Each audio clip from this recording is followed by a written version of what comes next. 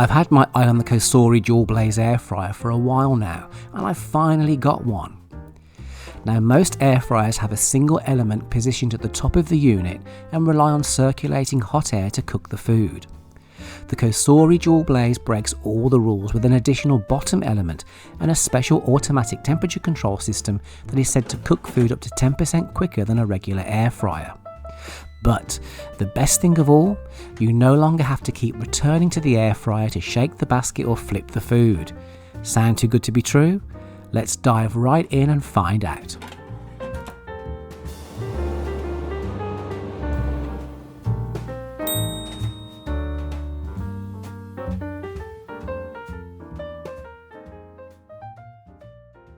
Before we go any further, go ahead and hit the like and subscribe buttons. It costs nothing to subscribe, but it really helps creators get some recognition. And just so you know, I am not affiliated with Cosori in any way, and these are my own honest opinions based on my own experience. Okay, so onto the Dual Blaze.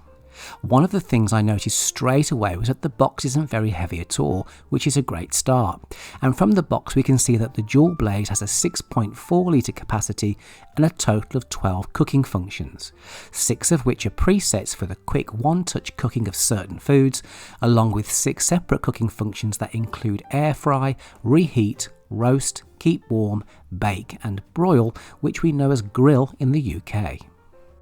It's also what's known as a smart air fryer, meaning you can connect it to your home Wi-Fi network and operate the unit from a separately downloadable app.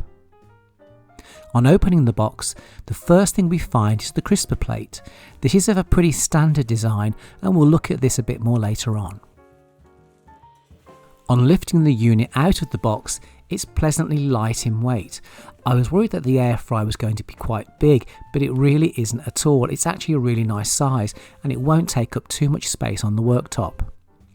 My first impression is that it's an absolute beauty with a sleek, modern square design, and the buttonless touch control panel looks really stylish, straightforward and uncomplicated.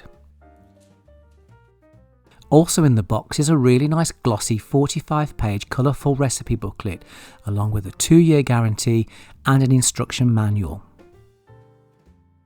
Opening the drawer for the first time required quite a firm pull, but this gave me the impression that the build quality was substantial. The basket is lightweight but solid, made from extra thick aluminium, and it's important to note that the non-stick coating on both the basket and the crisper plate is BPA and PFOA free. It's also dishwasher safe, but on a personal level, I keep my air fryer baskets out of the dishwasher and simply wash them by hand.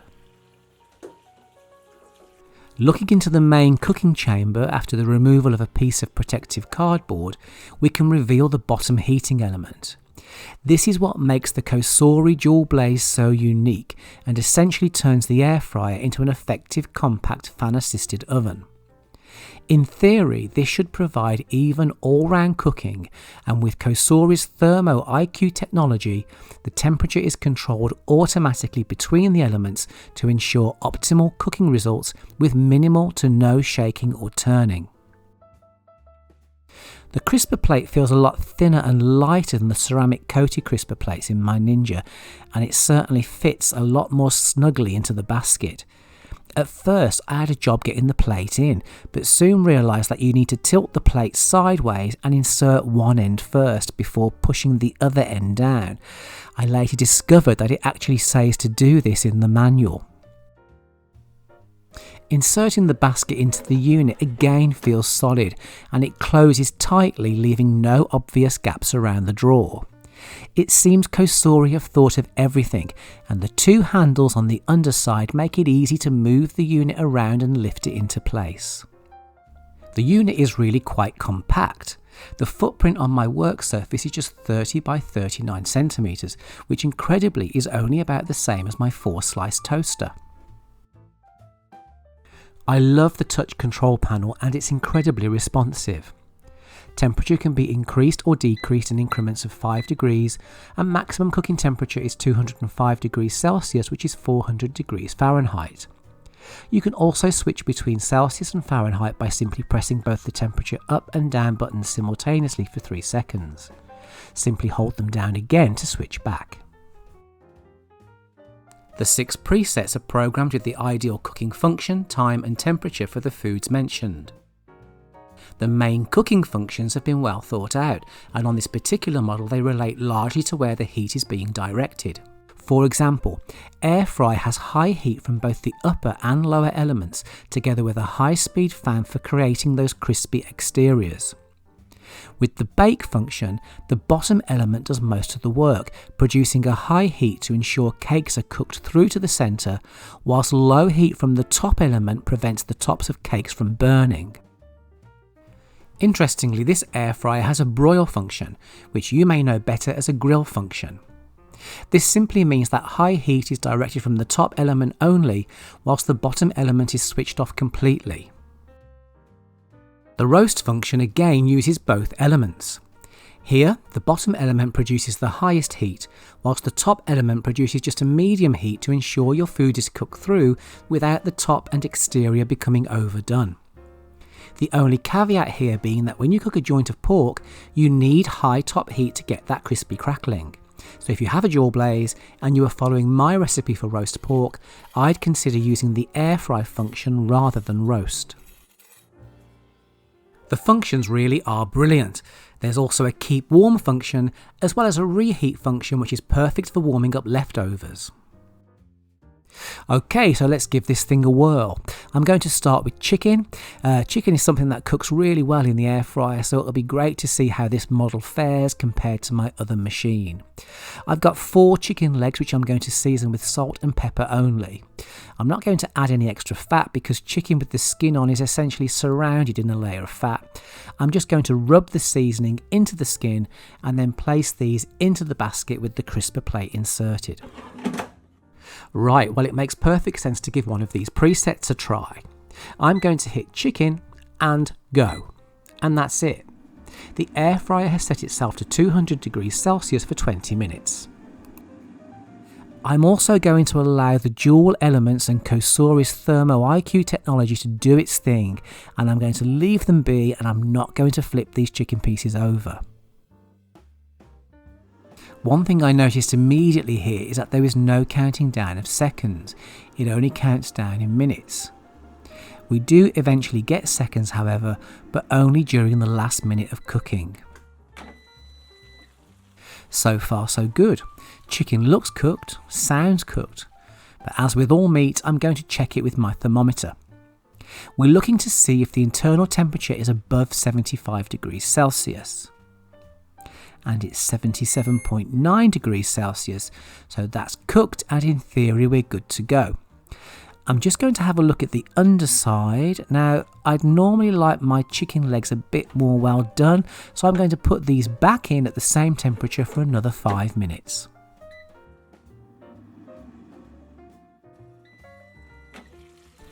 That's more like it. Still not overly crispy, but I'd say that's done enough for me now. I imagine a portion of drumsticks would have come out perfectly in 20 minutes, but these were whole legs, and if I cooked them in the oven to get them how I like them, they would have easily taken 30 to 40 minutes. So 25 minutes with no preheating and no turning isn't bad at all. I went on to air fry a small batch of chicken goujons, and although they were hot and cooked through, they still weren't quite as crispy as they are in my other air fryer, and I did need to turn the temperature up and cook them for 2 minutes longer than I normally would. Okay, so my next test is going to be some frozen oven chips.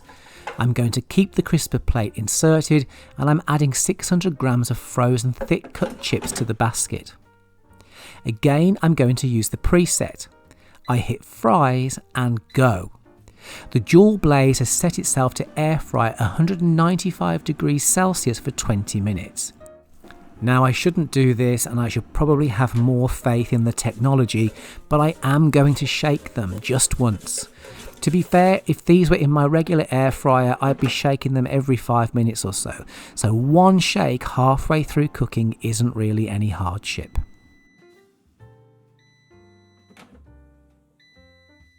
And those look perfect. I can't really grumble at that at all, and I have to say that that has cooked the chips to perfection. Now, I know what you're thinking, but what about real chips? Well, it would have been a shame not to give them a go. So I took 600 grams of potatoes. I just used large baking potatoes because it's all I got in. I cut them into pretty much standard sized chips and I kept the skins on. I only soaked them for about 10 minutes because I was a bit short on time. I then drained them, gave them a final rinse under the tap and patted them dry with kitchen towel. I then added these to a bowl and tossed them together with 2 large tablespoons of rapeseed oil and a sprinkling of salt. Once again, I hit fries and then go. To make it a fair test, I also tossed these just once halfway through.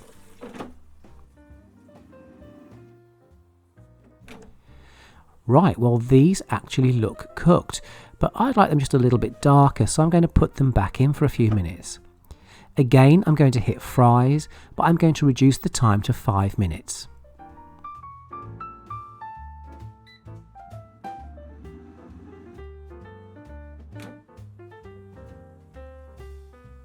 These look great. They may have taken an extra 5 minutes, but you have to remember that oven chips are partly cooked, and these were cooked from raw potato.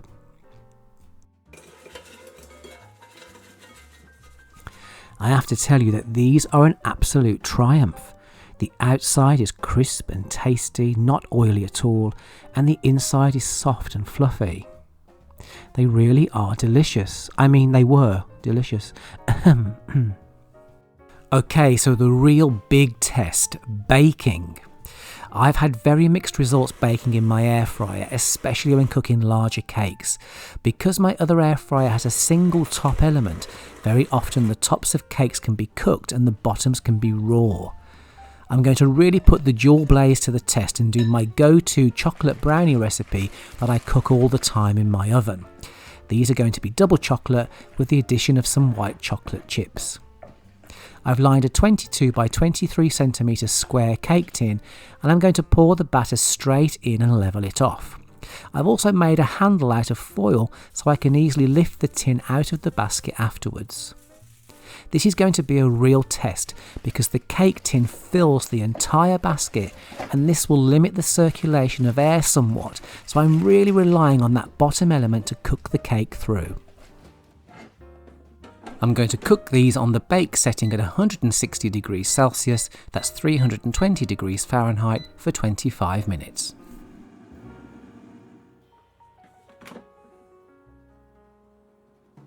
Well, that looks amazing and it looks totally cooked to me. As with all brownies, I'm going to allow these to set and cool fully in the tin.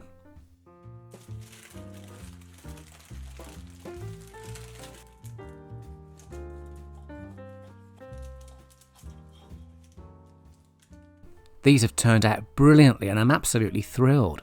Moist, chewy but cooked through, they possibly could have come out even a few minutes earlier. And if you'd like to have a go at these brownies, look out for the recipe video on my channel. I went on and cooked a small choc chip sponge using a basic square recipe with just 1 egg for testing purposes only, and this came out great too in just 20 minutes using the bake preset. I then went the whole hog and made a full 7-inch almond and lemon Madeira cake, and this came out beautifully, but it required the full time and temperature that it would normally take in an oven. The Dual Blaze doesn't seem quite as hot or as fierce as my Ninja, and I'm not getting the sense that it's actually quicker than a regular air fryer. Saying that, everything has come out hot and perfectly cooked through, and I've had nothing burn. In my tests, a few foods needed a few extra minutes to get the exteriors crispy, but you also have to remember that the basket is nearly 50% larger than one of my Ninja baskets, so there's simply a larger space to heat up.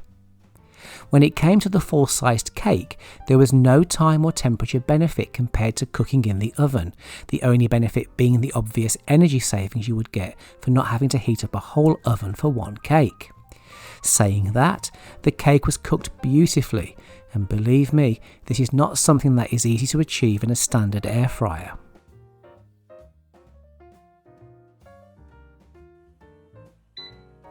When it comes to the app, it's actually quite good and really easy to use. The app itself walks you through the setup process and it literally takes about 2 minutes. The best thing about the app is that it's absolutely chock full of recipes. I counted over 90. You can remotely set the cooking function, time and temperature on the Dual Blaze from your phone, but for safety reasons you can't actually start it cooking. Now, if you can only start the machine by going into the kitchen and physically hitting start on the machine, then it sort of makes setting the other functions remotely a bit pointless. However, once cooking is underway, you can keep an eye on things from your phone. The app will tell you how long something has left to cook, the physical time it's expected to finish, and if you need to, you can stop the cooking process from the app also. There's no two ways about it, the Cosori Dual Blaze is an excellent, versatile, all-round air fryer, and I really quite like it. The food comes out hot and cooked through with little to no shaking or turning. It cooks reliably well and I've had nothing burn. The baking results so far are incredible, and if it means I can whip up a cake and cook it easily and cheaply in the air fryer rather than the oven, then even better still. I'm overall really pleased with it, and it's going to make a great addition to the kitchen. If you'd like to get your hands on a Cosori Dual Blaze just like mine, there's a link in the description below. If you've enjoyed the video, remember to give it a thumbs up and hit the subscribe button. And until next time, happy air frying.